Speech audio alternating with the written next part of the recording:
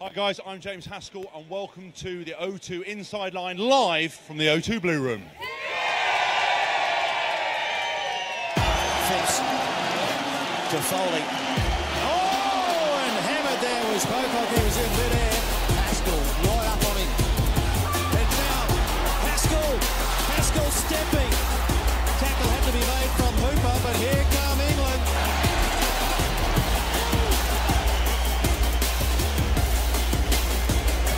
Foley inside ball. Hale Penny.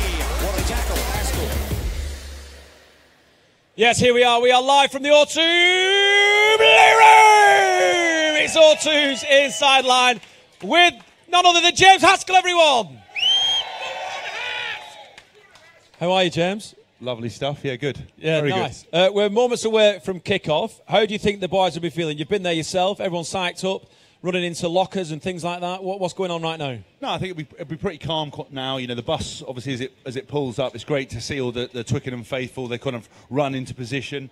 You kind of put your jacket on, zip it up, get your tunes on, ready to walk out, collect your bag. And it's just that little bit of excitement just starts to build. You don't want to get, too excited too early. But that kind of tension, you get a little bit of butterflies in your stomach. And as you kind of walk through and you look up and there's fans on every single balcony, you realise this is why you go through the hardship. This is why you get, battered for a living. This is why you don't have holidays when other people have holidays. It's why you don't have that pint when you're supposed to have a pint, and you don't want to go and get that McDonald's when you want it. You just kind of relax. And as you get into the changing room, you then get your kit and you just start to really build that focus, that excitement, ready to play. Now, that sounds like the words. They sound like the words of an experienced England rugby player. But when you were younger, surely it must have been completely different. Surely. Because there's a lot of young lads in this squad who must be getting butterflies, but also thinking, I just want to get out there! What do you mean when I was younger, like last week? Obviously.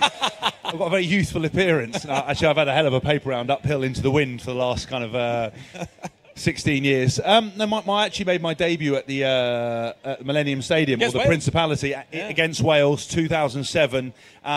We were driving through Cardiff, not quite similar to driving through Twickenham. There wasn't as many barbers, there wasn't many people quaffing drinks, there was a lot of aggressive people, and I remember there was a lot of people were swearing and booing, and out the midst of all these swearing people I saw this elderly woman, probably 65 years old, and she was waving.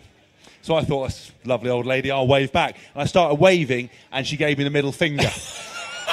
And I thought, right, welcome to international rugby. And just as we were about to get into the Principality and drive down the stairs, this Welshman came running out, screamed and headbutted the front of the bus and cut his head open. And obviously security kind of ushered him out of the way. And as the bus disappeared, I was like, what the hell have I got myself in for? Obviously Twickenham's very different, a lot more sort of prawn sandwiches and politeness and people drinking out of flasks and out the back of Range Rovers. But I think for the players coming here, as you go down that tunnel and you get in the changing room, they try to make it feel very homely. You've got your name plaque. You see all the other players who've played before you. You know what an exciting opportunity this is. You know what it's like to go out there. And as you go out into the stadium and you start warming up and the crowd starts filling up, the excitement builds. And when you run out for the anthem and the flame cannons go, mate, it's the best feeling on earth. And you're either going to think to yourself, oh my God, what am I doing here? Or you're going to start smiling. And when I came out here for Twickenham for the first time, I could not stop smiling. It was like addictive. It was like the best drug ever. I never wanted to not play again. And that's what it's about. And I think these young players will absolutely enjoy it. Wow. I have a Family Fortunes interactive DVD available, ladies and gentlemen.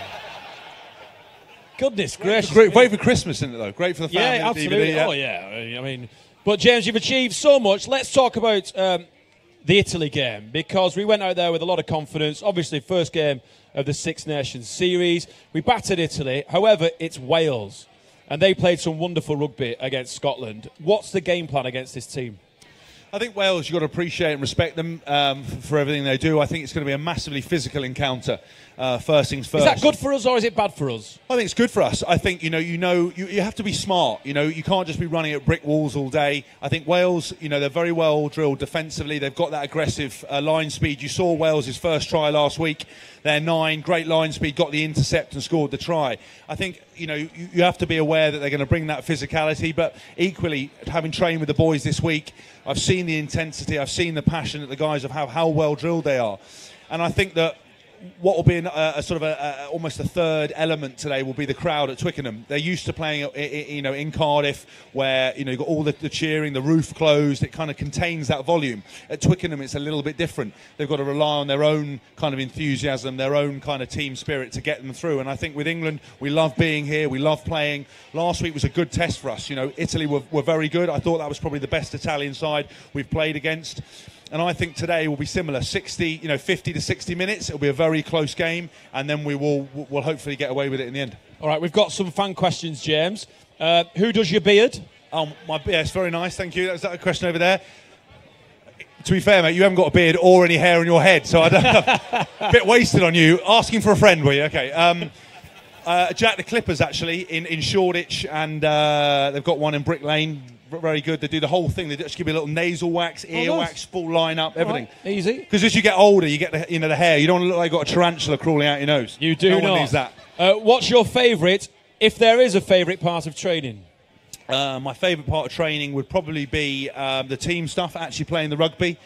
I know I've kind of built a reputation of being someone who spends time in the gym, but that's kind of not really true. I'm in there maybe once a week, and that's kind of more... The gym is secondary to rugby, right? I mean, you're a big lad. Obviously, you spend a lot of time in the gym, but the actual physicalness of being in the gym is secondary to getting on and training. Yeah, 100%. I think a lot of young players now, and a lot of perception is that you have to spend a lot of time in the gym, that you're going to build a good rugby player in the gym. It's not the case at all.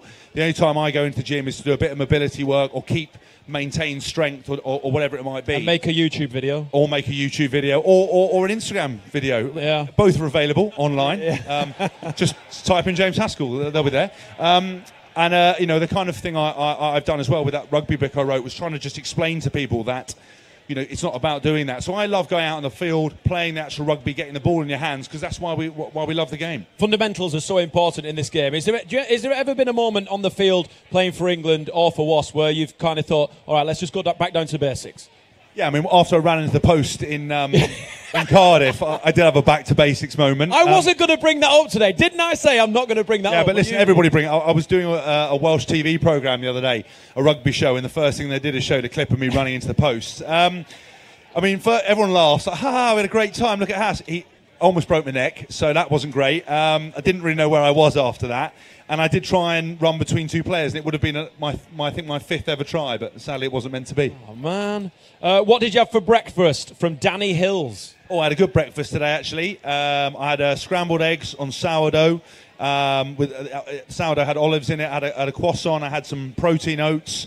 I had 2 litres of water and a nice cup of tea. Nice. All right, let's talk about the future. When you do Strictly Come Dancing, what is going to be your forte? Is it the ballroom? Is it the Latin? Like cha-cha-cha? People have asked this before. I'm just not sure that Strictly Come Dancing is going to... it's a great show. Professional rugby players have been very successful. Professional athletes have been very successful and won it several times. I mean, I ran into a post and I just don't know how my footwork's going to be. I think maybe the salsa, maybe, if that's even a thing. Ah, it's good hips. Yeah, very good hips. Snake hips. Nice.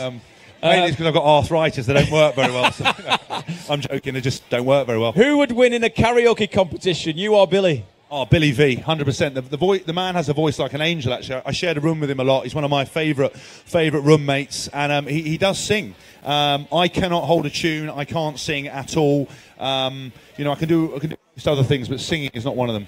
You're a big fan of Excavators. Lots of Instagram posts with the old JCB. Other diggers are available, like but they're not quite as good. So, for example. But what is your favourite excavator? That's from Tom. I think, my favourite one is the one that they've actually lent me. It's the JCB 4CX, it's called. It can do absolutely everything. Let's move on. I would happily talk to you about hours of that. Forget the rugby. Let's talk about diggers. Who's your favourite player in the England squad? Wow, that's a loaded question. And why? I like them all. I think at the moment I've got a lot of time for Ben Teo. He's a guy that came into the squad early on in Australia and was actually very quiet. And I'd heard good things, but he was very quiet and unassuming. And actually, slowly, he's got more and more loud. And every time I see him, we have a laugh. And he's the first person to come in on the lads on the WhatsApp group. And he's if you get on the wrong side of Ben, it could be a difficult day. Kind of laid off Owen a little bit now, aren't you? left him to his own. Yeah, I got a letter from his solicitors saying that I was going to leave him alone because I was borderline harassment. Right. All right. We've got these are questions from people who have got certain issues going on in life. It's a bit like Dear James. Yes. All right. So Dear James question. Dear James, any top tips for crispy roast potatoes, please? That's from Phil in Mansfield. Goose fat. Goose fat, or actually a bit of coconut oil, can actually go down very well. My missus makes unbelievable roast potatoes. All right, nice. So, just giving her a plug out. How were Richard and Judy's Sunday lunches? They any good? Actually, do you know what? The first time I ever met them was on a Boxing Day dinner. So I was thrown straight in at the deep end. I met the entire family. Did they give you responsibility with the cooking? No, I went into the kitchen and actually got told to sit down, politely leave the kitchen because obviously chefs, when they're under pressure, they get a bit nasty. So I came back in to Chloe and I was like, oh my God, wow. I've just been told to do one. So I sat quietly. Fair enough. Dear James, question from Helen in Staines. I have a problem with badgers in my back garden. How can I keep them away? Any help would help. I have to be very careful of this because I don't know the law anymore. Because aren't badgers, we're now friends with badgers, aren't we? We are. Right. Yeah. We don't hurt them. Well... Let's move on. Head over to my channels and I'll tell you exactly what you can do. But as we're sponsored by O2 today, I would just say put food in another field. Actually, apparently, put diesel fuel on the floor and they don't want to cross it. Oh, right. Okay. That's true. Yes. That is true. Or it's foxes, maybe, but I think it'll work for badgers. It is true. You're blown away. I can see this. I am. It's good knowledge. It is actual knowledge. Can I just say, from the bottom of my heart, I've been lucky enough to spend a lot of time with James. And the little nuggets of information that he has are phenomenal, which are hilarious, but both very interesting. Now, we went for lunch once, all right? We went for lunch once, and obviously James is a professional athlete, needs to keep the timber on. For starters, he had a main. For main, he had 2 mains. For dessert, he had a starter. Professional. Getting the calories in. I do what? It's because he was paying. Yeah. That's the oldest trick in the book. I normally eat a salad, but when I found out at Vernon, I ate my week's meals in one day. Yeah. I tell you what about the thing with the badgers. That's all thanks to the Family Fortunes Interactive DVD. Which is available. A great stocking filler or for birthdays. But I tell you what, James, I've had a bit of a problem. I went to Marrakesh recently. You can get medication for that, but Karen, and I had a fever, and I was in bed for 2.5 weeks. Okay, 2.5 weeks on soup and Benylin. It's not a good mix, okay? Lost 1.5 stone, want to put it back on. Any ideas how I can gain weight but yet stay fit, James? Well, Vernon, funny you should say that because I've actually got a book out at the moment. What a weird thing to ask me in the rugby setting. Yeah, I've got a book called Perfect Fit. It's designed for anyone to get into shape. You can train at home. No, I want to put on weight. Fully. It's got a nutrition plan exactly to do that, Vernon. All right, awesome. That's great news. Yeah. Dear James, my best friend is having a fancy dress party. I want to stand out. Any suggestions? What's your go-to fancy dress costume? I always dress as a woman. Nice. Genuinely, always. I've come with Vicky Pollard. I think a morph suit is always a good one.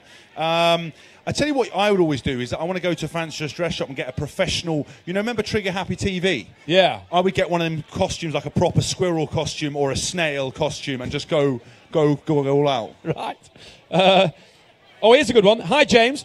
I've been with my wife for 8 years, and I don't know what to get her for Valentine's Day. Any suggestions from Luke in Coventry? Yeah, I've got a great idea for you. Okay. We're live on the RFU's Facebook page, James. Fine. And it's pre-watershed, before 9 o'clock, steady as we go. Okay, fine. So what you want to do, right, this is genuine, is the last 8 years you'll have had a load of photographs, okay? So what you want to do is take those photographs. You can do this through Apple or whatever. They make these books, and you put the photographs, you write a little message under each photo, get a bound book and send it to her of the last 8 years of your time together, and then throw in a candle, and I tell you what else, go through her makeup, find out what she's running out of, and get her some makeup, and she'll think you're considerate, you're kind, and you'll have the best time in the world. Yes. Yeah. Boom, completed. Oi, women completed them. Next. You romantic old... The other thing is, I've got another tip as well. You know when you always ask your partner where you'd like to go for dinner, and they always go, I don't know. Women never know when I want to go for dinner. If you ask them, right, I guess where you can't tell me where you're going for dinner, the first place they guess is where you say you're going to take them. Again, completed. End of story. The James Haskell Book of Life will be available very, very soon. Keep your eye on his social channels. A bundle with a DVD, Family Fortunes. You get it on the front. James, thank you very much. As always, it's an absolute pleasure, and I think everyone in the O2 Blue Room agrees. It's great to get an insight, not just in the rugby, but also in life as well. Ladies and gentlemen, give a big round of applause. The one and only James Haskell. Keep your eye on the RFU O2 Inside Line Facebook page, because we will have some post-game interviews. Keep it here. We'll see you very soon. Come on, England!